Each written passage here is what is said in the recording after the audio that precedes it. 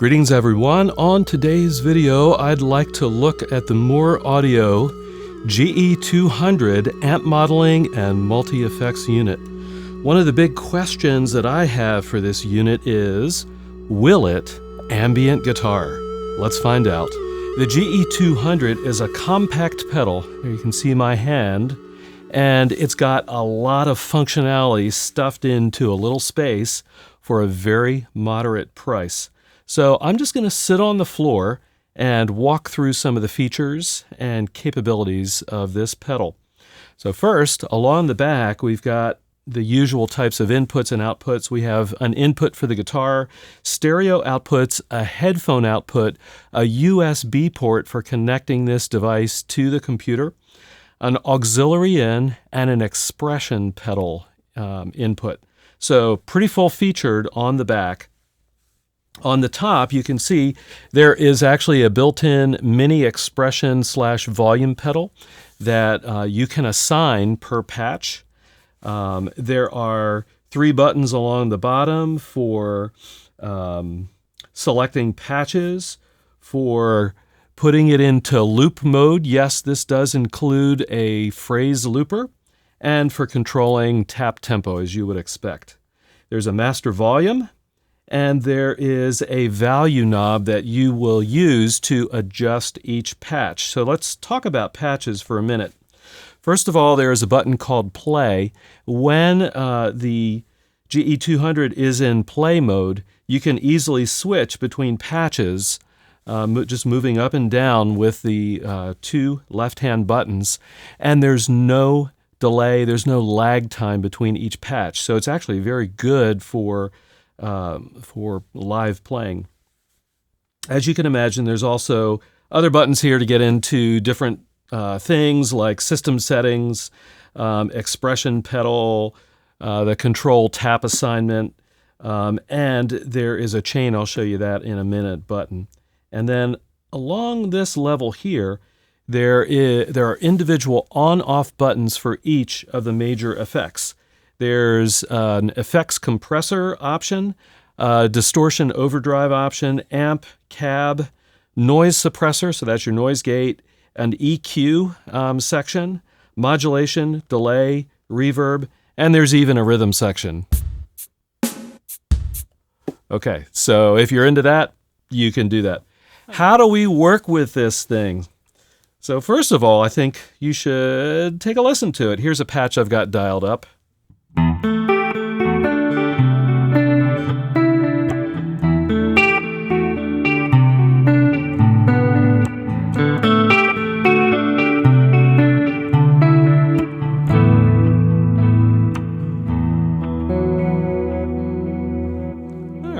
Not a bad sound, right? So let's get into it.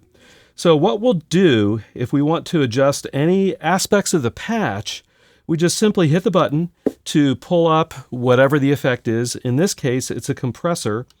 And then we can either turn it on or off. So once we've got it selected, we can just turn it on or off, or we can begin to adjust things about that particular effect. And the way it works, pretty simple. You use the value knob to move between the different parameters of the effect. So in this case, I've got yellow compressor selected, and once I get the parameter I want to change, I just hit the knob. It will switch the gray area to yellow, and that lets you know it's selected, and then you can simply turn the knob to make a selection. So again, I don't have time to go through all these options. It would take hours. But basically, on this compressor, I can adjust the attack, threshold, ratio, and level, which is pretty cool. All right, so that's that. If I want to move to another effect, I just simply select it. So here's my sound right now. Okay, and let's say I want some distortion. I can simply call up the distortion, and now I can, right now set to shred. That doesn't sound real good to me, but maybe, oh, I don't know, muffy. That sounds like a big muff type of thing to me. So let's check it out. We need some gain though. So let's move it down to the gain option, and I'm going to bring up the gain about halfway. So that's cool, and let's try it.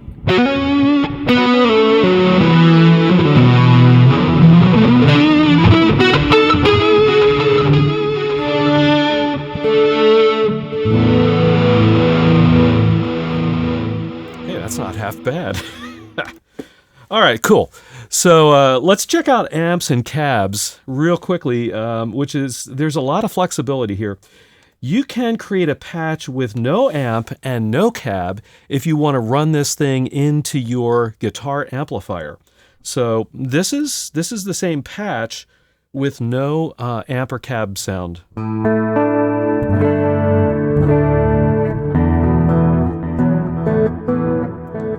That's really nice. So that's not our only choice though. We've got lots of amps to choose from. This is currently set to Power Bell CL, and it's one of many, so I'm not going to go through them all, but here's a PLX 100. We can all guess the brand this is trying to model.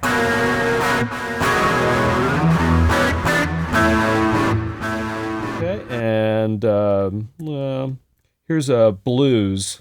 All right.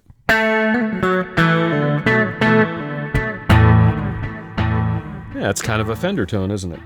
All right, so I'm going to put it back here to Power Bell CL. Ah, there we go.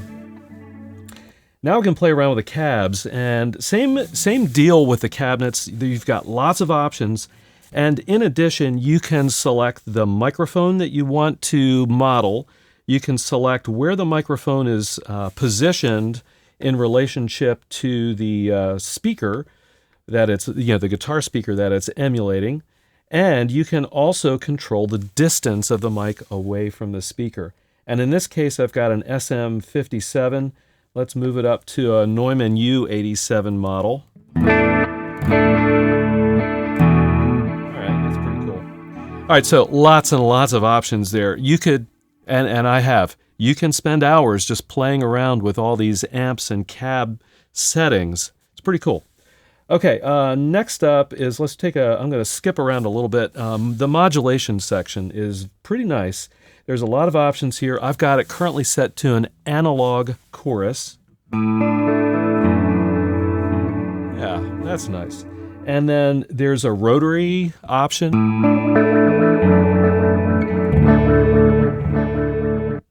There's detune. Pitch shift. Yeah, that's kind of funky. I would probably mostly use that for like a lead tone with distortion, but cool. You've got vibrato, stutter. That's kind of interesting. So it's kind of like a tremolo, just with a real sharp cut off and cut on. And flangers. All right. So you get the drill. There's a lot here going on. There's even a slow gear for automated auto swells.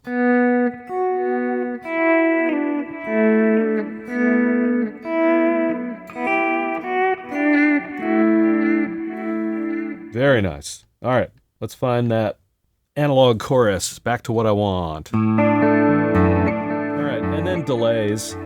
Let's just go through a couple of delay options real quickly. So I've got it set to a modulating delay, but there's the typical tape, reel, reverse, ping pong, all kinds of good stuff there. So I'm going to leave it set to, where was it? Modulating delay. That's cool. Reverbs, again, lots of options. Church, hall, room. Let's see, there's a modulating reverb. You can hear the modulation kind of going on there. So, very nice. All right, so that's cool. You can set up a patch very quickly with these controls, get it sounding the way you like. But what if you're not satisfied with the order of the effects, right? So on a real pedal board, you would unplug some effects and change the order. You can do that in the GE-200 with the chain button. So let me show you that. So if you hit chain, it will pull up a diagram of your current effects ordering. And if you wish to change anything, so for example, if I want to move this distortion before the compressor, you can simply point to it by turning the value knob, press on the value knob to select it, and then turn the value knob again, and now you can see that my distortion is in front of the compressor. So you can do all kinds of interesting things. For example, I could put the distortion after the amp, or after the guitar cab. So just all kinds of crazy ways that you can experiment with effects ordering. And then finally, back to the rhythm. You know, I'm not super big into that. I would certainly never use it for live, but if you do practice, say for example with a metronome, you might find it useful to just turn a little drums on and kind of play along.